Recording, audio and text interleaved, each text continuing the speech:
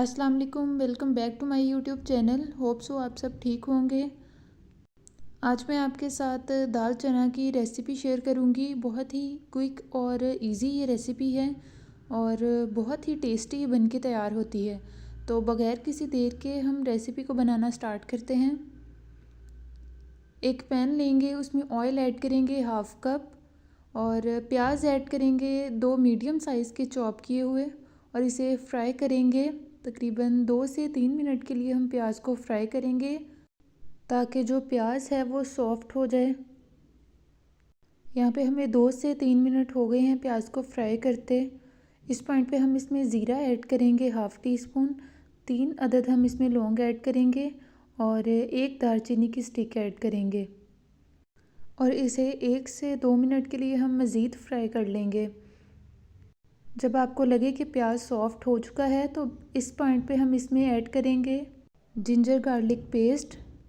1 tablespoon मैंने यहाँ पे जिंजर गार्लिक पेस्ट ऐड किया है और इसे भी हम तकरीबन 1 से 1.5 मिनट के लिए फ्राई करेंगे ताकि इसका जो कच्चापन है वो दूर हो जाए। तो यहाँ पे 1 से तकरीबन 2 मिनट मुझे हो गए हैं इसको फ्राई करते। इस पॉइंट पे हम इसमें टमाटर ऐड करेंगे। यहाँ पे मैंने 2 मीडियम साइज़ के टमाटर लिए थे और इसको रफली कट कर लिया था। टमाटर को भी इसमें हम मसाले में फ्राई करेंगे। अब इस पॉइंट पे हम इसमें कुछ स्पाइसेस ऐड करेंगे जो कि नॉर्मल स्पाइसेस हैं।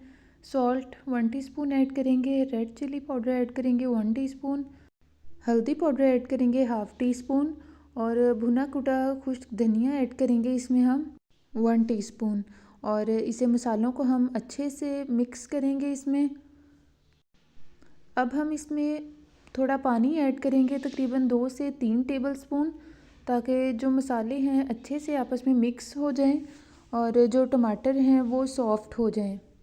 इसके लिए हम इसे कवर करेंगे 3 से 4 मिनट के लिए ताकि जो टमाटर हैं वो सॉफ़्ट हो जाएं और मसाला अच्छे से घुल मिल जाए। अब मसाले की हम भुनाई कर लेंगे 4 से 5 मिनट के लिए, इसे अच्छे से भून लेंगे। यहाँ पे मसाला हमारा बिल्कुल सॉफ़्ट हो चुका है। दाल चना मैंने यहाँ पे ली थी 250 ग्राम और उसे मैंने पहले पानी में डिप करके रख दिया था और फिर बॉईल कर लिया था। दाल ऐड करेंगे और साथ हाफ़ कप इसमें वाटर ऐड करेंगे। मैंने वाटर ऐड नहीं किया क्योंकि दाल में पानी थोड़ा था इसलिए।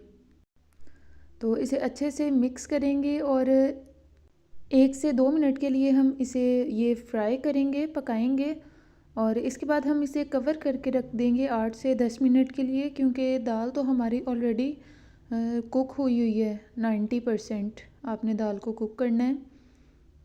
हाफ़ टी स्पून यहाँ पे गरम मसाला ऐड करेंगे, ग्रीन चिली ऐड करेंगे और फ्रेश कोरिएंडर ऐड करेंगे और इसे अच्छे से मिक्स करेंगे। दाल हमारी बनके बिल्कुल तैयार है। अगर आप इसे एंड पे तड़का लगाना चाहते हैं तो आप करी लीव्स और रेड चिली पाउडर का इसे तड़का लगा सकते हैं। यही मेरी आज की रेसिपी थी। मिलते हैं इंशाल्लाह नेक्स्ट रेसिपी में। अपना ख्याल रखिएगा। अल्लाह हाफ़िज़।